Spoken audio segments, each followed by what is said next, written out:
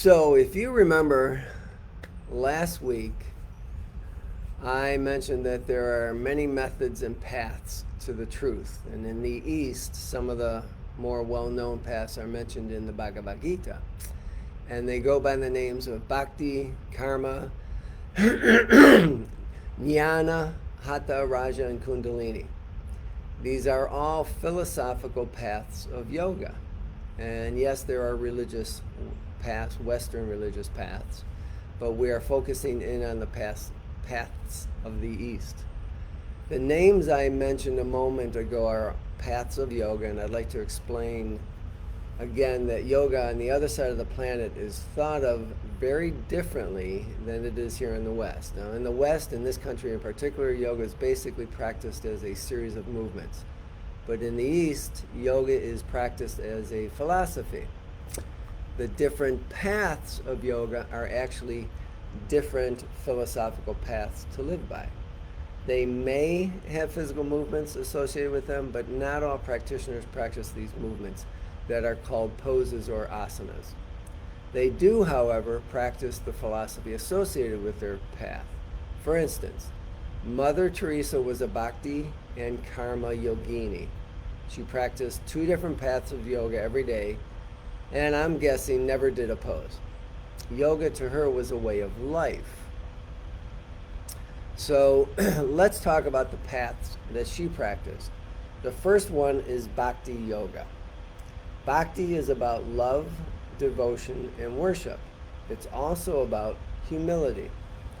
When you think about what Mother Teresa did in her life, you can see how she would be considered a Bhakti yogini. Bhakti is of the heart, not of the mind. The idea of Bhakti Yoga is that the love we hold in our heart for the divine transcends the ego. The ego then becomes subsumed, and the two, the student and the divine, become one. It is a path that eliminates negativity, selfishness, fear and desire, anger and guilt simply by loving and being devoted. Just as Jnana Yoga, that I will talk about in a little bit, requires a particular type of mind, one that is logical and inquiring, Bhakti appeals to a particular type of heart, one that can surrender and give of oneself. So whereas the Jnana yogi eliminates the ego through reason, the Bhakti yogi does so through love and devotion. Both involve devotion and renunciation. The latter is intrinsic to the process of purification of the mind, since the mind is the thing that gets in the way in most situations in our lives. Now, the other type of yoga that Mother Teresa practiced is karma yoga. We've all heard the word karma, and we think we may know what it means. But think about Mother Teresa again and what she did. She gave and gave and gave of herself, of her time, by doing good works. But she also did what she did without any attachment. We normally think of karma yoga as doing good works, and it is about doing good works as opposed to wreaking havoc. But strictly speaking, it refers to non-attachment to the results of our works or actions. It is non-attachment to the results of anything we do. For example, let's say we're going to wash our car by hand. That's something that we used to do in the olden days. So we decide to wash our car by hand. Later we realize that we missed an entire section of the car, like huge, it's noticeable. Do we stress about it? Probably, most of us do. But the appropriate path is to let it go. That doesn't mean that we do not go out again and wash the section that was missed. It means that we let go of the attachment of having it done the right way in the first place. We let go of the guilt we add to the perception that we made a mistake. We let go of being perfect, or the attachment of maintaining the status of best car washer in the neighborhood, or whatever that silly mind of ours thinks up. From a karma yoga perspective, the intention is that when we act, it is not because we want a particular outcome, but because it is the most appropriate course of action to take. Excuse me. Washing the car is a simple example, but a good one because it's simple. Some people would have a difficult time washing their car without an expectation. Well, that's why I wash the car, you say, to make it look clean and shiny. And that's my point. Have we ever washed the car just to wash the car? Now, you may be shaking your head right now thinking, this is crazy stupid, this conversation. No, I don't wash the car just to wash the car. And most of us will never wash the car for the sake of just washing the car. Mother Teresa, however, did what she did without expectation. Without expectation that her work would succeed, and certainly without expectation that it would bring fame. She did what she did because it was the task she chose to do. That's it. Remember something. Disappointment comes from expectation. Why? Because we live in a world of duality, dominated by the ego. Therefore, there will be ups and downs. So disappointment will eventually come about from expectation. It's a certainty. The practice of non-attachment, known as karma yoga, requires that we remain fully in the present moment without expectation of future anything. The joy is in the work, not the result. The joy is in the journey, not the goal. So, when I was younger and practiced martial arts, I spent 3 hours practicing every single day for 2 years. Why? Because I loved it. I actually loved what I was doing. I had no goals other than doing the exercises, the movements, the stretching, the katas, the studying. I also started meditating. Why? Because it was an assignment given to us in our karate class. That's the only reason I did it. We were given very little back then about the benefits of meditation because no one knew the benefits of meditation. There was probably one book written on meditation back then, and even that book we didn't even know about. We only knew that meditation was part of the karate practice, period. So that's the reason I began to meditate. I had such a deep commitment and passion for karate and meditation that the result was that I became highly proficient and skilled as a martial artist and developed a photographic memory as a student of meditation. Thus, high school was a breeze. I never had to open a book. But the results I attained were not my goals. I had no such illusions of that stuff happening. I was fully present and not thinking of goals or anything else. I was in a state of contemplation every single time I practiced my karate and a state of meditation during meditation. Along similar lines, excuse me, along similar lines, the higher mind, Bhakti, also known as the intellect, can only operate correctly when manas, the lower mind, that chatters all the time, analyzes, worries incessantly, regrets the past, and projects into the future, is turned off. So again, buddhi, our higher mind, can only operate correctly when manas, our lower mind, is turned off. In other words, in English, we can only be calm when we're not thinking or analyzing or stressing or anxious. We can only be calm when we are not analyzing. We can only be calm when we are not stressed. We can only be calm when we are not anxious. Well, you might say, duh, no kidding. And I might say back to you, duh, then why don't you put that into practice? Does that make sense? The higher mind can only operate optimally when the lower mind is shut down, turned off. So when manas is thinking, we cannot be present. And if we are not present, we will do what we do for insufficient reasons, for a goal such as glory or status or reward.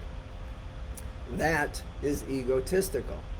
That goes against the teachings of karma yoga, which is not attached to the results of actions. However, it doesn't mean that fame, glory, status, or reward won't or don't happen. They do happen. especially when not focused on the future rewards of our present work. And speaking of being present, there is the story of the parents who took their child to see a movie. And it was the very first time the little girl ever saw moving pictures, whether at a movie theater or even on TV. So prior to the movie, a preview showed, just like they normally do. And there were animals in the preview, out in the wild. It appeared to the little girl as though the animals would leap right out of the screen onto the audience. This frightened her, and she began to cry. The parents were unsympathetic and admonished her, telling her that it was just a movie and there was nothing real about it. Hint, hint. The main film started playing. It was a very romantic, emotionally emoting film, and the young girl couldn't help but notice her mother crying. The point is this. The mother forgot. The mother forgot it wasn't real. I've been saying for months now that this seeming life is not real. It's a dream. It's an illusion. If we cannot sit through a movie without becoming emotionally attached, there's that word attachment again, knowing that it is not real, how can we remain detached from events in our own life that personally affect us that we believe are real? Are movies part of our educational growth process, or are they just entertainment offering an opportunity to lose ourselves? I already know the answer. For most of us, it's an opportunity to let go and lose ourselves. But it's really something we may choose to think about, along with everything else we've never taken the time to sit with and think about. Because if we go to the movies to get lost for a few hours, we're allowing the ego, once again, to take control of our mind, which only adds to the control it has every time we are daydreaming, which is most of the time. And when we live that way, and most of us do, we are not in control. The ego is. We have to begin practicing our life differently. We go around in the world, this world, sleepwalking while awake. In this world we live in, we have allowed our ego mind to lead us for most of our lives.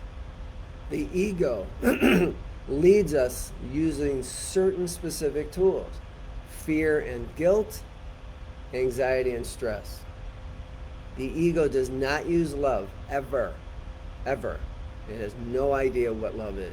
And since everything is in flux in our society, which lends itself to further uncertainty, our fears and stresses continue to rise. And yet, behind it all is the unmoving and unaffected higher self, the real self, the wise of the wise.